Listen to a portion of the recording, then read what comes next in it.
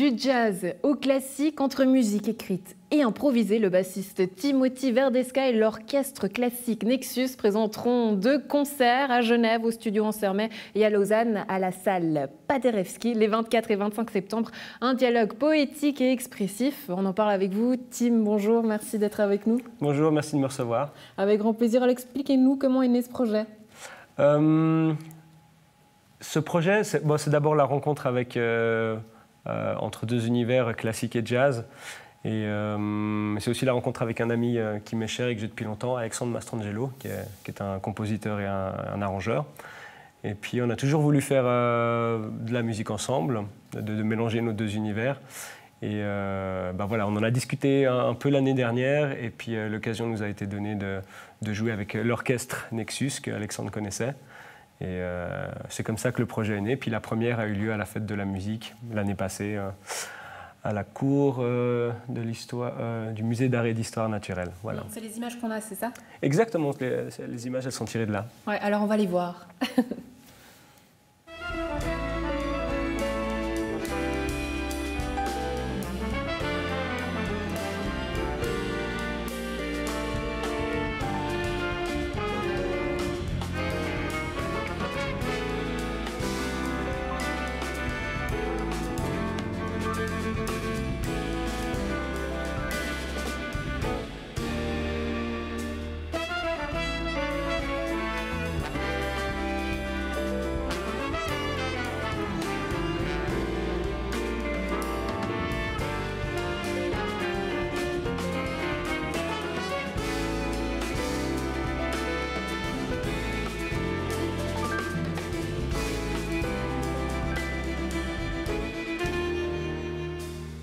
Alors évidemment, tout l'orchestre n'est pas là, c'est une formation particulière.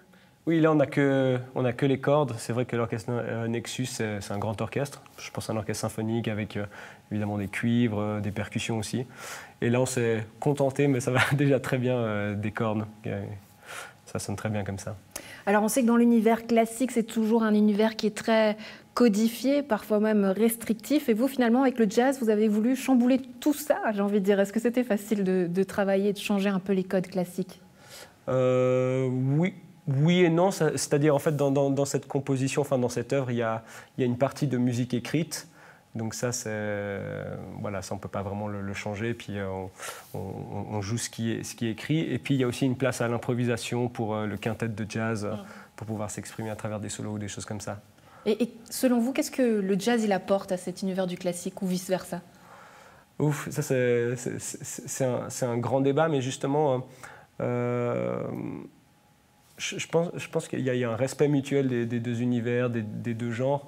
Moi, j'aime pas parler de jazz et de classique, j'aime parler de musique improvisée, qu'on retrouve un peu plus dans le jazz, c'est vrai, et puis de musique écrite, qu'on retrouve plus dans la musique classique, quoi. Donc je pense qu'avant tout, c'est une rencontre, et puis je sais qu'on a beaucoup de plaisir à jouer ensemble. Une manière aussi de rassembler un peu tout le monde, j'imagine, malgré cette situation particulière. Comment ça se passe pour vous en tant qu'artiste aujourd'hui, indépendant, toute cette période, comment ça se passe pour vous? J'aurais envie de dire très mal, parce qu'évidemment, on sait que les concerts sont... Personnellement, j'ai perdu pas mal de concerts, mais je pense que ça pousse aussi à la créativité, ça pousse à entreprendre encore plus qu'avant, pour essayer de créer des situations, créer des concerts en respectant tout un tas de directives. Et ça pousse à être créatif aussi. Voilà, il y a des choses à raconter, ce n'est pas une période facile, donc je pense qu'il y a de quoi transmettre ça en musique. Et puis ça donne aussi naissance à des projets comme ça, à des gros orchestres, à des grosses formations qui ont peut-être une programmation qui est prévue longtemps à l'avance. Et puis c'est exactement ce qui s'est passé. Là, tout d'un coup, ils avaient une occasion, ils avaient déjà réservé les salles et ils m'ont dit, écoute, est-ce que tu veux te joindre à notre programmation, à ce qu'on avait prévu de faire, il y a un spot pour toi. C'était une belle expérience à la Fête de la musique, viens, on rejoue ça ensemble. Puis là, j'aimerais remercier Guillaume Bernet, le chef d'orchestre, qui m'a rappelé, puis avec lequel on s'entend très bien. Alors on sait que en ce moment pour la culture c'est difficile, les artistes rament, vous avez besoin plus que jamais de soutien. Est-ce que vous le ressentez ce soutien ou est-ce que justement c'est un peu difficile face à toutes les directives que vous recevez, de quel œil est-ce que comment vous le vivez ça?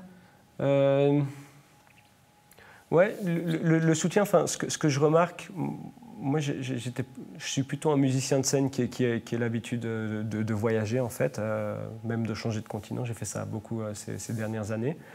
Et là, je vois plein de nouvelles initiatives, par exemple de petits collectifs, d'associations de voisins, d'amis, qui organisent peut-être des concerts à échelle familiale, on va dire, ou des choses.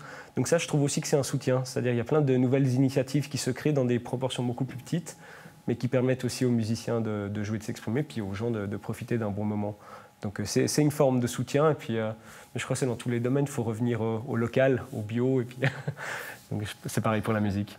Local et bio tout en douceur. Tim, merci beaucoup d'avoir été avec nous et à la maison. Donc ce concert Tim V, l'orchestre Nexus, à voir à Genève et Lausanne les 24 et 25 septembre.